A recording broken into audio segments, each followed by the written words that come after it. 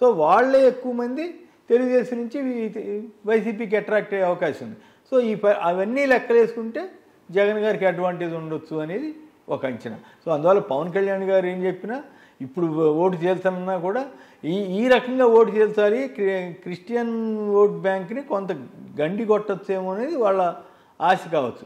కానీ వాళ్ళకి కూడా తెలుసు కదా, షర్మిల గారికి వచ్చే ఓట్లు ఒకవేళ వేస్తే జగన్ గారికి నష్టం జరుగుతుంది, అది చంద్రబాబు గారికి ఉపయోగం జరుగుతుంది అనుకుంటే వాళ్ళు మాత్రం ఎందుకు వేస్తారు? ఇప్పుడు ఇట్ కామన్ సెన్స్ పాయింట్ కదా. ఇప్పుడు కాంగ్రెస్ అధికారంలోకి వచ్చే పరిస్థితి కూడా లేదు కదా.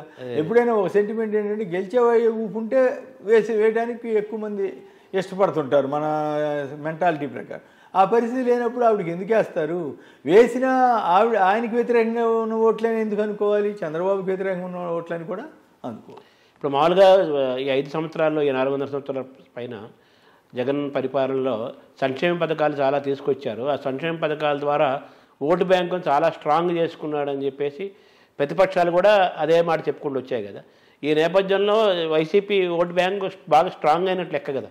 ఖచ్చితంగా స్ట్రాంగ్ కాకపోతే ఇవాళ చంద్రబాబు నాయుడు గారు మామూలుగా ఆయన తత్వానికి ఆయన ఒంటరిగా పోటీ చేసి గెలవగలను అనుకుంటే పవన్ కళ్యాణ్ గారికి అవకాశం ఇస్తాడా? వాళ్ళకు 10 సీట్లు, 20 సీట్లు, 30 సీట్లు, వాళ్ళు 60 సీట్లు అడుగుతున్నారు. 40కి దగ్గరికి తక్కువ వస్తే వాళ్ళకి ఒప్పుకునే పరిస్థితి లేదు. సో అన్నీ ఇవ్వడానికి ఎందుకు ఇష్టపడుతున్నాడు? నిజంగా గెలిచే పరిస్థితి ఉంటే, నిజంగా జనంలో అంత వ్యతిరేకత ఉంటే ఎవరిని పట్టించుకోకుండా తన మానాన్ని తను పోతాడు. లేదు పవన్ కళ్యాణ్కి కావాలంటే ఒక 5-10 ఇచ్చి సరిపెట్టుకో అంటాడు. కానీ ఈ రోజున పవన్ కళ్యాణ్ చుట్టూ ఈయన తిరుగుతున్నాడు, ఈయన చుట్టూ పవన్ కళ్యాణ్ తిరుగుతున్నాడు. ఎందుకు తిరుగుతున్నారు?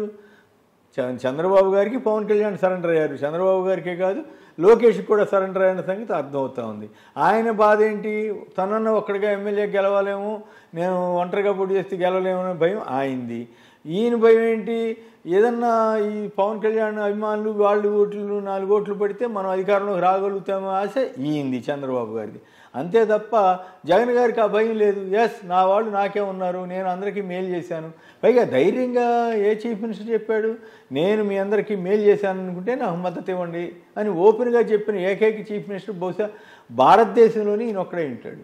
సో అందువల్ల ఆ ఇబ్బంది ఏం లేదు. జగన్ గారికి ఉన్నటువంటి ఓట్ బ్యాంకు పెద్దగా పదిలంగా ఉండటమే కాకుండా అదనంగా కూడా వచ్చి చేరి ఉండాలనేది ఒక అభిప్రాయం. అంటే బాగా ఓటు బ్యాంకు చాలా ఈ సంక్షేమ పథకాల ద్వారా YCP Jaganmohan Reddy YCP party vote bank చాలా స్ట్రాంగ్ చేసుకున్నాడని ప్రతిపక్షాలు కూడా చాలాసార్లు వ్యాఖ్య చేసిన సందర్భంలో వైసీపీ ఓటు బ్యాంకు స్ట్రాంగ్గా ఉంది. అంతే కదా. తర్వాత ఇప్పుడు అసంతృప్తులు, తర్వాత సీట్లు రాని వాళ్ళు వీళ్ళందరూ కూడా కాంగ్రెస్లోకి వెళ్ళిపోతారు. ఒకప్పుడు కాంగ్రెస్ వాళ్ళే కదా, దీని ద్వారా కాంగ్రెస్ బలపడుతుంది, వైసీపీ బలహీనం అవుతుంది అంటున్నారు కదా. దీన్ని ఎలా చూస్తున్నారు సార్? కాంగ్రెస్లోకి వెళ్ళే వాళ్ళకి ఇప్పుడు వాళ్ళు మామూలుగా అయితే ఎందుకు వెళ్తారండి? అలా తెలీదా?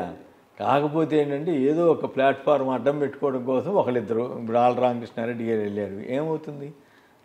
ఇప్పుడు ఎప్పుడైనా సరే ఒక హోదా, ఒక పరపతి ఉన్న చోట ఉన్నప్పుడు ఉన్నటువంటి వాల్యూ ఒక్కసారి వేరే చోటకి వెళితే, అది కూడా అంతగా పలుకుబడి లేని పార్టీలోకి వెళితే ఏమవుతుంది? వాళ్ళు కూడా కనుమరుగవుతారు రాజకీయంగా. అంత తప్పితే పెద్ద వాళ్ళకి కలిసి వచ్చేది ఏమీ ఉండదు. కాకపోతే ఏంటంటే తెలుగుదేశం పత్రిక, ఈనాడు, ఆంధ్రజ్యోతి ఇటువంటి వాటిలో వాళ్ళు ఏ విమర్శ చేసినా జగన్ గారి మీద, లేకపోతే జగన్ గారి ప్రభుత్వం మీద ఏ విమర్శ చేసినా దాన్ని పెద్ద అక్షరాల్లో వేసే అవకాశం ఉంటుంది. అందుకు తప్పితే వీటి వల్ల నష్టమేమీ ఉండదు. ఎంతమంది చేరతారనేది ఇప్పుడు ఆళ్ళరామకృష్ణారెడ్డి గారు ముందే డిక్లేర్ చేసినట్టున్నారు. ఆయన వైఎస్ కుటుంబం అన్నాడు తప్ప ఆయనేం చంద్రబాబు గారికి మద్దతు ఇవ్వట్లేదు. పైగా ఓటుకు నోటు కేసులో ఆయన సుప్రీంకోర్టు దాకా వెళ్ళింది ఆయనే. సో ఆ కేసు అట్లాగే ఉంటుందని కూడా చెప్పాడు. 2 కాపు రామచంద్రారెడ్డి గారు రఘువీరారెడ్డి గారిని కలిశారు, కానీ ఇంకా తర్వాత ఏమవుతుంది, ఏమీ డెవలప్మెంట్ ఉన్నట్లేదు. ఇంకెవరు ఎందుకు వెళ్తారు? ఒకవేళ వైసీపీ అంటే లాభం లేదు అనుకున్న వాళ్ళు తెలుగుదేశం వైపు, లేకపోతే జనసేన, తెలుగుదేశం కూడా కాదంటే ఆ మిత్రపక్షమైన జనసేన వైపు అట్రాక్ట్ అవుతారు. అట్లాగే తెలుగుదేశం జనసేన వాళ్ళు ఎవరన్నా ప్రముఖులు ఇక్కడ లాభం లేదనుకుంటే వైసీపీకి వస్తారు. కానీ కాంగ్రెస్లోనూ బీజేపీలోనూ ఎందుకు చేరతారు?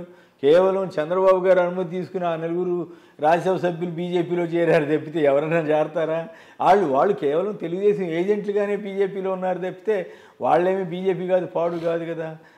బీజేపీ వాళ్ళైతే కాంగ్రెస్లో చేరుతున్న షర్మిలకి వాళ్ళు విమానం ఎందుకు సమకూరుస్తారు?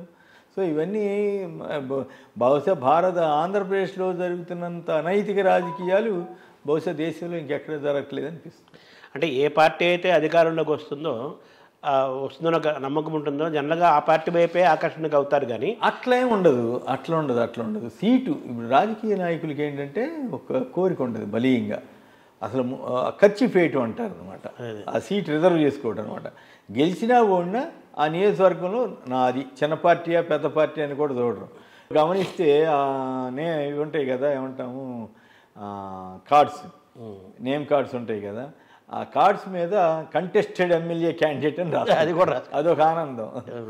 ఎగ్జామ్కి అప్లై ఫెయిల్ అయిపోయినా కానీ అప్లై. అట్లాగే అదేంటంటే ఇప్పుడు సపోజ్ టీడీపీ తరఫున పోటీ చేశాడండి, ఓడిపోయినా కూడా ఇంకెవరు రావడానికి వీల్లేదు అక్కడికి. ఆ పార్టీ మీద ఆ నియోజకవర్గంలో అతనే పెత్తనం ఉంటుంది. అట్లాగే వైసీపీ తరఫున ఎవరైనా పోటీ చేశారని గెలిచినా కూడా అతనే బాధ్యుడిగా కొన్నేళ్ల పాటు కొనసాగుతారు, అన్లెస్ మారిస్తే తప్ప. ఇప్పుడు మారుస్తున్నారు కదా, వాళ్ళు మారుస్తారు, వీళ్ళు మారుస్తారు. వైసీపీ నియోజకవర్గాలు మార్చుకుంటున్నారు కొంత, అక్కడ ఉన్నటువంటి లోకల్ సిచ్యువేషను, సర్వేలు ఇటువంటి ఆధారంగా. అది సహజంగా ఏ రాజకీయ పార్టీ అయినా చేస్తుంది. ఆ మాటకు వస్తే ఇప్పుడు చంద్రబాబు నాయుడు గారు ఏంటంటే ఉచ్చనీచాలు లేకుండా విమర్శలు చేస్తుంటాడు. అది తనకు వస్తుందనే సంగతి కూడా మర్చిపోయి ఎదుటివాడి మీద బురదేస్తుంటాడు. ఉదాహరణకి ఆయన 78లో చంద్రగిరి నుంచి గెలిచాడు, 83లో చంద్రగిరిలో ఓడిపోయాడు. మరి తర్వాత ఎందుకు 89కి కుప్పం వెళ్ళిపోయాడు? 85లో పోటీ చేయలేదు, 89లో ఎందుకు కుప్పం వెళ్ళిపోయాడు? మరి అట్లా వెళ్ళొచ్చా? ఆయన చెప్పే తీరి ప్రకారం ఆయన సొంత ఊరు ఉంది చంద్రగిరి నియోజకవర్గంలో, మరి అక్కడ పోటీ చేయకుండా కుప్పానికి ఎందుకు వెళ్ళాడు? నియోజకవర్గం మారాడు. మరి బదిలీ అయినట్లే కదా. గంటా శ్రీనివాసరావు 4 నియోజకవర్గాలు మారాడు, ఆనం రామనాయుడు 4 నియోజకవర్గాలు మారారు.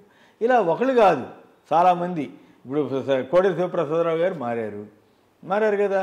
సో అవన్నీ వాళ్ళు తప్పు చేసినట్ల లెక్క వస్తే ఇప్పుడు ఎందుకు ఈయనే మార్చాడు కదా. పాయికరావుపేట నుంచి కొవ్వూరు అనితని తీసుకొచ్చి కొవ్వూరులో జవహర్ని తీసుకొచ్చి తిరువూరులో ఉన్న స్వామిదాస్కి టికెట్ ఇవ్వకుండా ఎగ్గొట్టి ఇవన్నీ చేశాడు కదా. మరి వాటిని ఏమంటారు?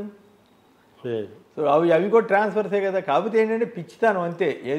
జనాన్ని ఏదో రకంగా మోసం చేయాలి, మాయ చేయాలనే తాపత్రయం తప్ప ఒక విధానం, ఒక నైతికత ఇవేమి ఆలోచించి చేయట్లేదు అనేది అర్థం. షర్మిల వల్ల వైసీపీకి వచ్చే ఎటువంటి నష్టము లేదంటారు. ఫస్ట్ ఎటువంటి నష్టం అంటే ఇట్స్ ఆల్ డిపెండ్స్. నష్టం అంటే ఏదన్నా ఇప్పుడు ఆళ్ళ రామకృష్ణారెడ్డి చేరాడు అనుకోండి, ఆ మేరకు కొద్దిగా ఆయన జగన్ గారు అభిమానే కదా మొన్నటిదాకా. అట్లా కొద్దిమంది అయితే వాళ్ళకి కూడా పరపతి తగ్గిపోద్ది, వాళ్ళు ఇన్ఫ్లుయెన్స్ చేసే పరిస్థితి తగ్గిపోతుంది సహజంగానే. అటువంటప్పుడు కొద్దిగా 0.25% ఏదన్నా తేడా ఉంటుంది తప్ప అంతమీ దానివల్ల ఆయనకి గెలుపోవటంని నిర్దేశించేంత పరిస్థితి ఉంటుందని నేను అనుకోను. అంటే జగన్ని టార్గెట్ చేస్తూ షర్మిల మాట్లాడుతుంది, అది దాని ప్రభావం ఏ విధంగా ఉంటుంది అనుకుంటున్నారు సార్ మీరు? అదే అప్పుడు ఆశిస్తున్నారు కదా. నేను ఆల్రెడీ మనం మాట్లాడుకున్నాం. షర్మిల గారు కనుక టార్గెట్ చేసి అన్నని కనుక విమర్శలు చేస్తే ఖచ్చితంగా జగన్ గారు మాట్లాడకపోయినా మిగతా పార్టీ వాళ్ళు మాట్లాడతారు కదా. మాట్లాడితే ఆవిడికి అప్రతిష్టే కదా అది. సో నేననేది ఏంటంటే, నా సలహా ఏమంటే, మీరు మంచో చెడో తప్పో ఒప్పో అయిపోయింది, మీరు కాంగ్రెస్ పార్టీలో ఒక రాష్ట్ర నాయకురాలుగా మీరు ఉండాలనుకుంటున్నారు. అది గెలిచే పార్టీ ఓడే పార్టీ అనేది పక్కన పెడితే, అలాంటప్పుడు మీరు ఓ పద్ధతి ప్రకారం మాట్లాడండి, ఒక విధానపరమైనటువంటి వాటికే పరిమితం అవ్వండి, అన్నతోటి వ్యక్తిగత విషయాల్లోకి వెళ్ళొద్దు, అప్పుడు వీళ్ళు వెళ్ళరు. సో అది పద్ధతిగా ఉంటుందని నేను చెబుతున్నాను. నేను రాజకీయాలు చేయొద్దు అంటలేదు, రాజకీయ విమర్శలు చేయొద్దు అంటలా, కానీ వ్యక్తిగత విమర్శలు చేయకుండా ఉంటే ఆవిడకి మంచిది, వీళ్ళకి మంచిది. అంటే ఎవరికి నష్టం ఉందంటారు?